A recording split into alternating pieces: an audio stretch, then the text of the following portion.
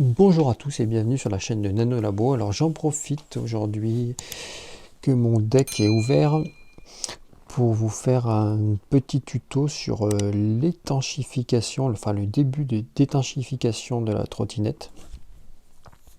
Sachant que le contrôleur est ici et qu'en fait il n'y a aucune étanchification sur cette partie plastique. Donc en fait dès que vous roulez, de l'eau coule, de l'eau suit les câbles, rentre dans le contrôleur et c'est fini. Une fois que le contrôleur a pris l'eau, et ben, généralement le lendemain quand vous l'allumez, il est grillé. Donc pour remédier à ça, déjà on va faire un joint à ce niveau là. Je vais mettre une petite plaque en plastique que j'ai coupée devant une fois qu'on aura fait le joint pour boucher le devant aussi. On met aussi du silicone dessous. Dessous, il y a des trous, des vis qui permettent de fixer le contrôleur. Donc il y a les trous avant, les trous arrière. Donc pareil, on blinde de silicone. Quand on va revisser les vis ici, on mettra un tout petit peu de silicone dans le pas de vis pour que l'eau ne s'infiltre pas. Et ce qui fait que toute cette partie sera étanche. Moi, ce que j'ai fait aussi, c'est tous les câbles qui étaient ici. Donc la boucle de bridage et tout le mou de câble, je l'ai passé de l'autre côté, ici, en fait, dans cette partie, sur le bord du deck, parce que c'est là que je vais câbler tout mon électronique, alarme, contact, contact de feu. Je mettrai tout, histoire de ne plus avoir à gratter dans cette partie qui sera totalement étanche. Donc tous les fils du deck, vous essayez de les mettre sur les côtés.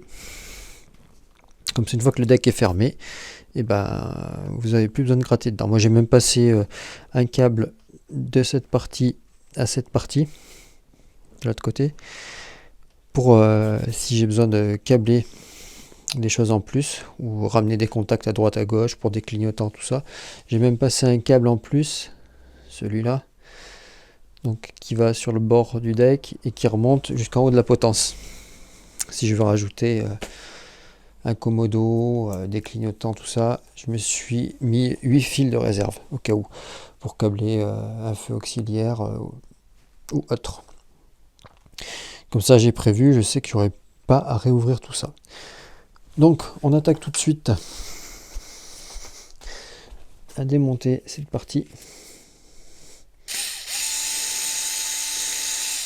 qui est la partie où toute l'eau rentre en fait. C'est la pire des parties.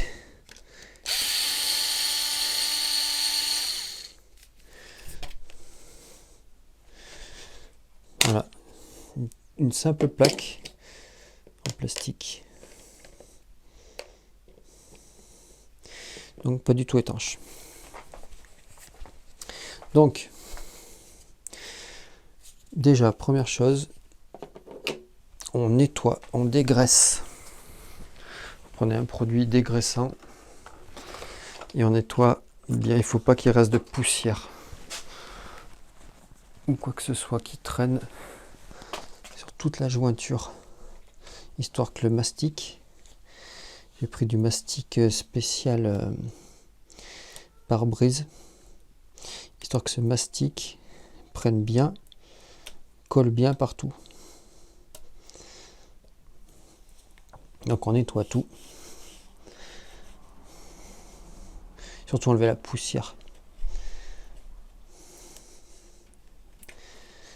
Histoire que tout soit propre. Et à partir du moment que vous avez ouvert, aussi vérifiez aussi le serrage de ces vis qui tiennent toute la potence. Parce qu'on ne sait jamais. Donc de ce côté, de l'autre côté, c'est l'occasion de vérifier les serrages qu'on vérifie rarement, quoi. Ça doit être tout collé au frein filet. Donc on démonte cette partie. Et après, on attaque. Donc déjà, la première chose à faire, donc moi j'ai pris du mastic auto, bateau qu'ils utilisent sur les bateaux, résistent à l'eau de mer et qu'ils utilisent aussi pour faire les joints de pare-brise. Donc celle-là, normalement, il n'y a pas de souci. Déjà, moi c'est déjà fait, mais vous en mettez derrière les câbles. Parce que l'eau va s'infiltrer par derrière. Donc moi, toute cette partie est déjà collée. Ensuite, vous regardez un peu comment se met votre plaque. Ça vaut mieux qu'il y en ait trop que pas assez. Et vous commencez à mettre un petit peu de joint un peu partout. Alors, désolé pour les bruits extérieurs, hein. Je suis dans mon garage. Donc on en met. Après, de toute façon, on va en rajouter par-dessus la plaque. Mais en gros, déjà, vous en mettez partout là où la plaque va passer.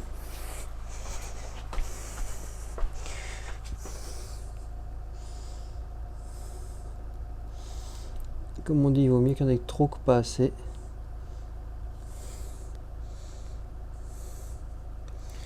Il faut en mettre partout, partout.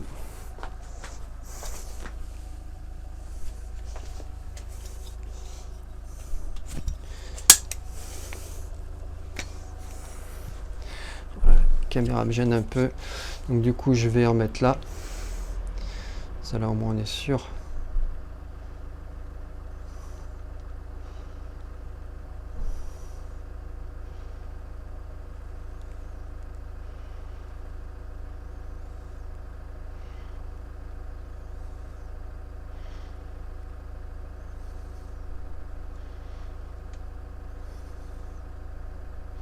Qu'il y en aura partout.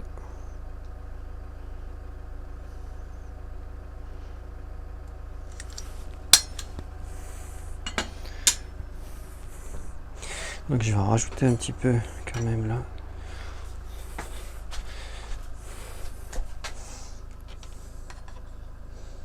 Voilà.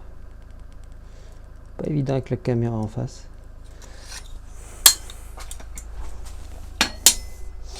Et après, on vient plaquer, on vient remettre cette plaque en place.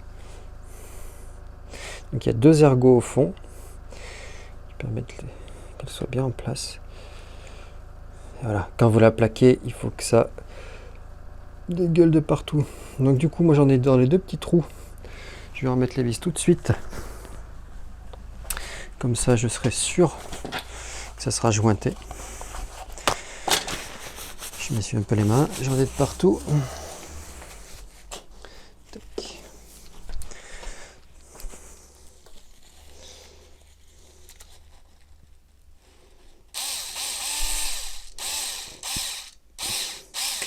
Voilà, quand on plaque, ça dégueule, ça veut dire qu'il y en a partout. C'est bon signe. Tout de suite, ça fait pas propre, mais au moins, on sait qu'il y en a de partout. Donc ça, c'est tout bon. Alors, une fois qu'on a fait ça, on vérifie qu'il y en ait bien partout. Donc on peut enlever déjà le surplus. On le lisse un petit peu.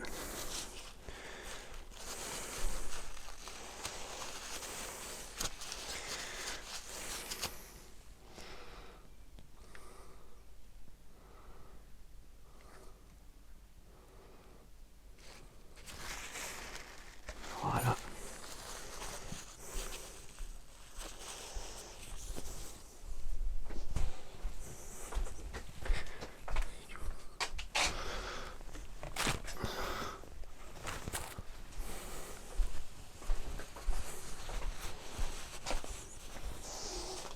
Donc on essuie, mais pas trop non plus, hein, il faut en laisser. On lisse, comme ça l'étale et ça jointe en même temps.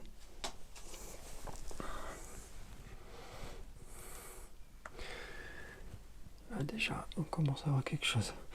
Donc après, j'en rajouterai au niveau des câbles.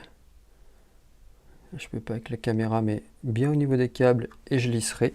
Comme ça sera jointé comme il faut. Donc là, la partie du haut est jointée. Déjà, c'est bon. Ensuite, pareil, je regarde, je vais mettre une plaque ici. Donc on va mettre du silicone de partout pour la tenir.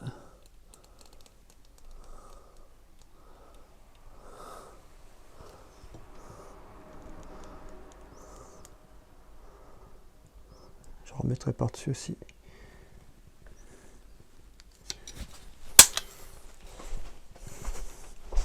Hop, désolé pour la caméra, je passe partout.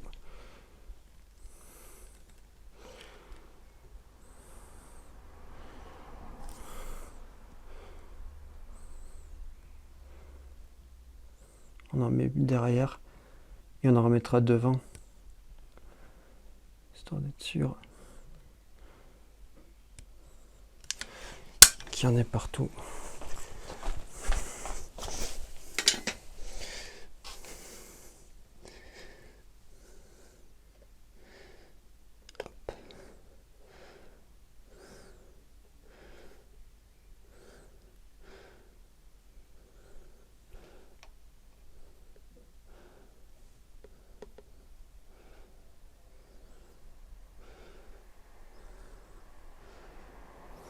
Hop.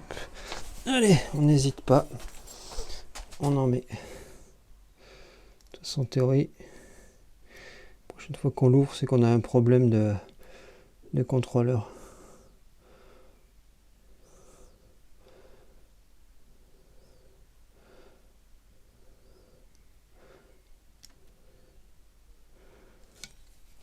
On charge. De toute façon, ça sera une partie qui sera cachée. Donc on n'a pas peur, on en met partout. On lisse bien. En plus, il est noir. Noir sur noir, ça se voit pas trop.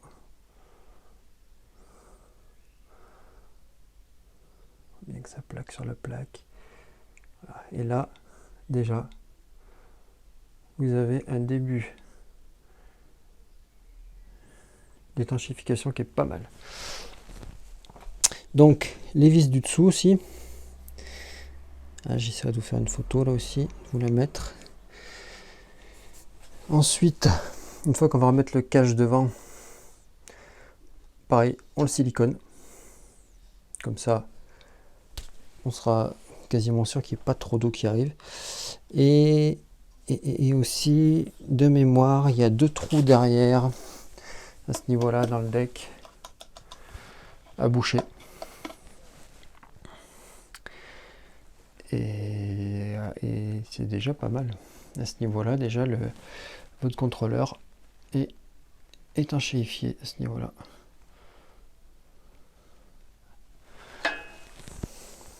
C'est pas à 100%, mais ça sera comme ça. Sur le deck aussi, à ce niveau-là, tout le long, un tout petit filet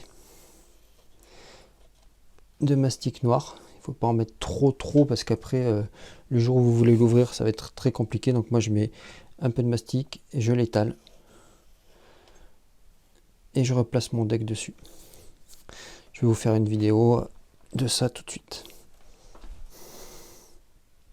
Donc pour le deck, j'ai nettoyé au mieux. Alors surtout, on range bien tous les fils. Je sais que c'est pas évident, il n'y a pas beaucoup de place, mais on va rentrer dessous. Là. Parce que là, il faut surtout pas coincer un fil en refermant le deck parce que c'est la catastrophe après.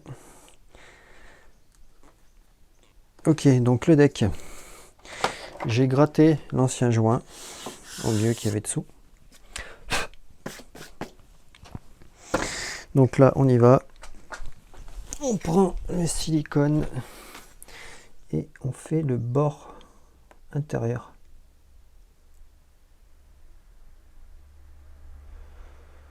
C'est pas la peine d'en mettre beaucoup.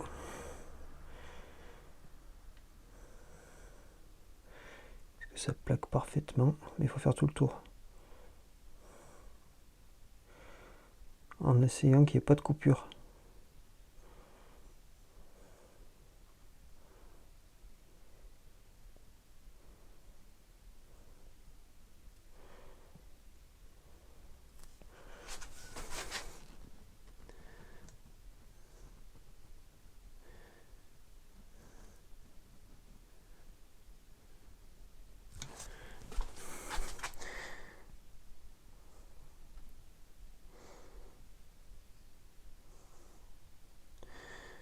qu'en faisant le bord intérieur, l'excédent va couler plus à l'intérieur qu'à l'extérieur, quoi.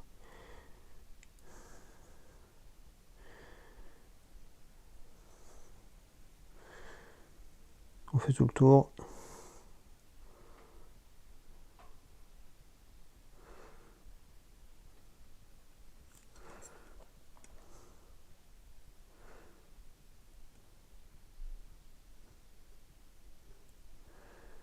Hop. De toute façon, il va s'étaler.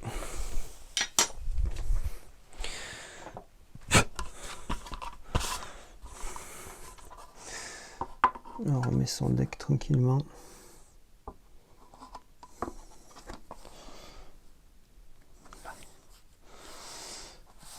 Donc on voit que dans chaque trou, en fait, on a du silicone. Donc c'est une bonne chose. Parce que qu'au moins quand on va resserrer,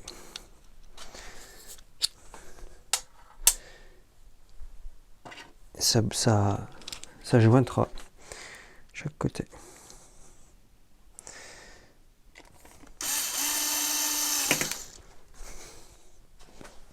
Et là on revise tout de A jusqu'à Z.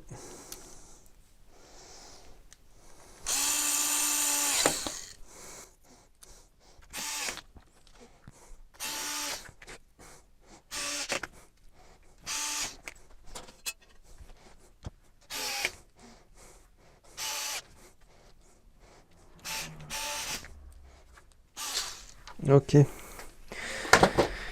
Ensuite, bon, il faudra que je les change parce qu'ils sont sales, mais on remet du scotch.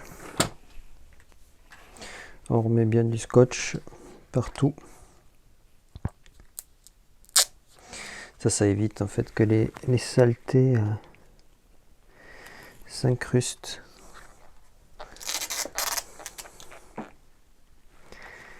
Dans la glissière.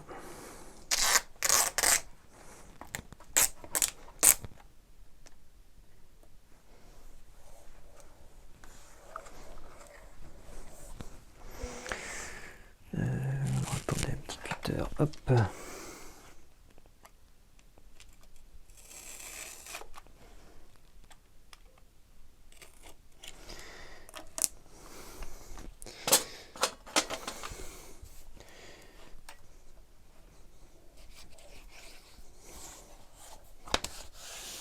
Et voilà.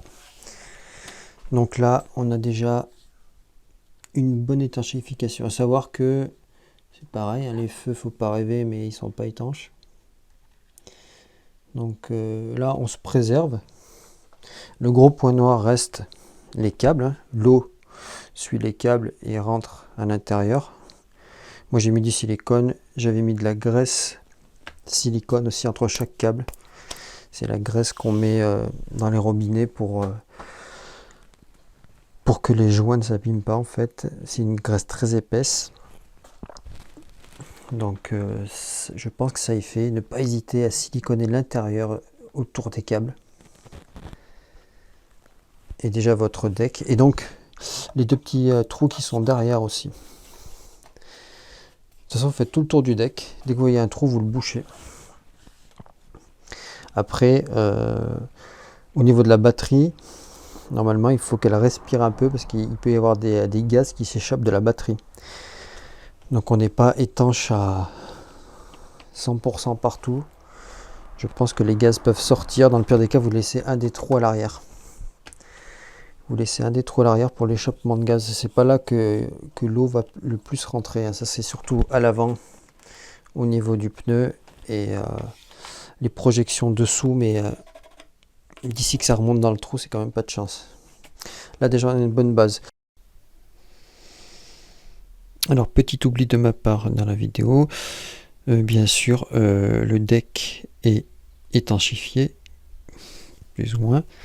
Mais il faut surtout pas oublier de siliconer les caches en plastique de partout. Et même au niveau des feux à l'intérieur. Donc cache en plastique de devant. Et bien sûr les deux caches en plastique de l'arrière. Siliconer tout du long. Parce que quand on roule, l'eau va rentrer par ici. Puis enfin, elle va essayer de rentrer par tous les endroits qu'elle peut. Donc, bien siliconer tous vos caches.